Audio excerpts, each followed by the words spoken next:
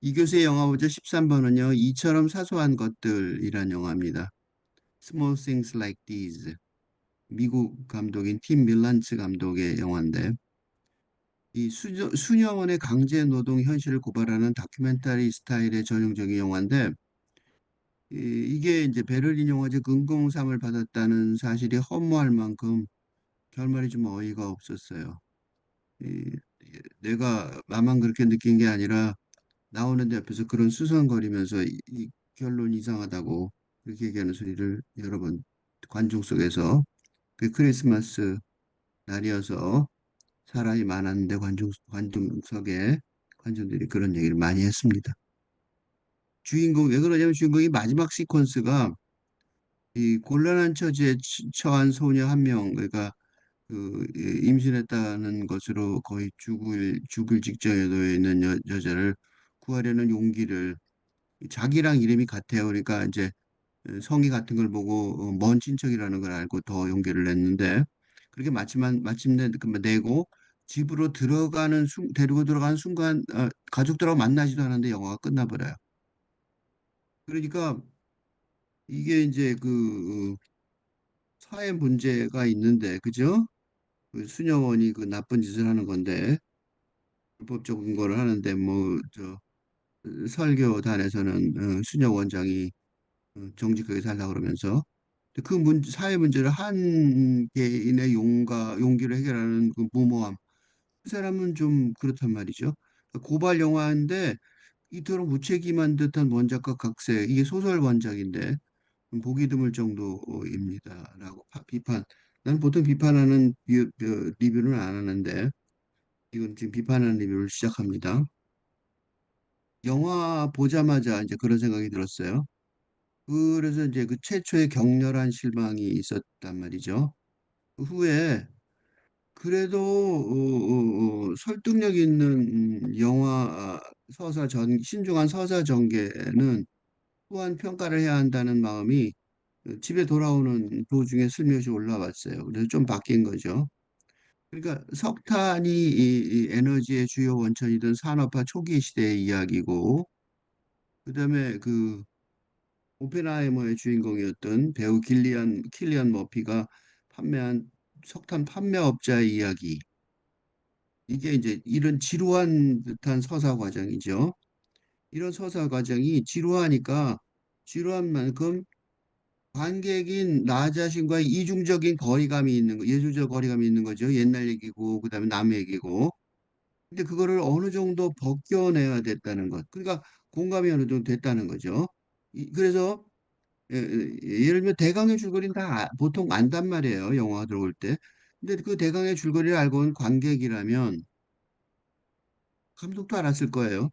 당연히 누구라도 지루해할 정도로 일부러 그러는 것 같아요. 일부러 천천히 서사가 전개됨으로써 영화 도중에 시간을 봤어요. 이거 어떻게 끝나지? 시간 얼마 안 남았는데 그런 생각이 들었단 말이죠. 그런데 그 주인공의 고뇌가 남의 일, 즉 객관적 사건 같아 보이지 않게 하는 거죠.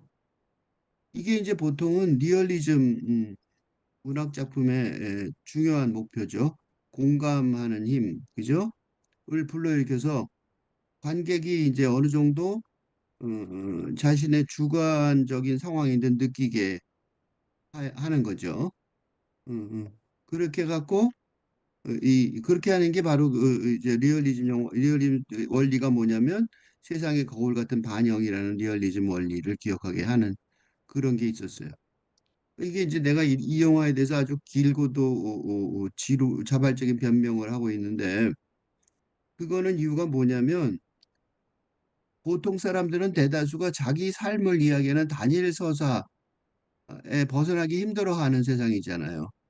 그런데 이제 다른 사람의 인생 서사를 포함하는 복합 서사의 삶, 그걸 하기가 쉽지 않단 말이죠. 그것도 너무 늦은 나이에 용기를 내서 시작하는 일은 사실은 뭐 이게 진부한 얘기일지 몰라도 누구에게라도 어렵기 때문인 거죠. 그치? 사회 보장 제도가 없어서 그러니까 빈부의 격차가 극심하던 시대란 말이죠. 그래서 가부장이 경제적으로 몰락을 하면 자기가 위험한 짓을 해서 자신의 5명의 딸도 비슷하게 착취의 대상으로 전락할지 모르는 위험이 있는 거예요. 그래서 아내가 전전긍긍을 해요. 남편을 보면서. 옆에 동네 친구였던 여자도 그러고요. 아줌마도 그러고. 아동 불법 노동의 관습을 정면으로 거부한다는 건 그러니까 길거리를 다 놓치는 거니까 지옥 같은 파멸을 스스로 무모하게 초래하는 일이란 말이죠. 이게 현실 세계에 보면 중동이나 아프리카 이민자의 추가 수용을 거부하는 정치 성향이 최근 유럽에서 득세하고 있으며, 그죠? 득세한 유럽의 현실에서 보면 이 영화가 아주 중요한 질문을 제기하고 있어요. 한국은 아니지만 중요한 질문을 유럽에서는 제기하는 것도 사실이라. 한국 감독이 보니까 그런 거 상관없으니까.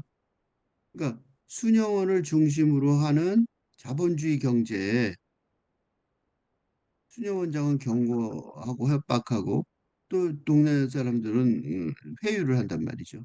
그거에도 불구하고 타자의 얼굴은 신이다라는 레비나스의 말로 요약할 수 있을 자크 데리다의 환대 경제가 이게 거의 실현 불가능할 것처럼 보이는데 어쩌면 진짜로 실현될 수 있음, 그죠? 또 현실 세계에서 어쩌면 가능할지도 모르겠다는 희망을 약간 보여준다는 거, 그죠?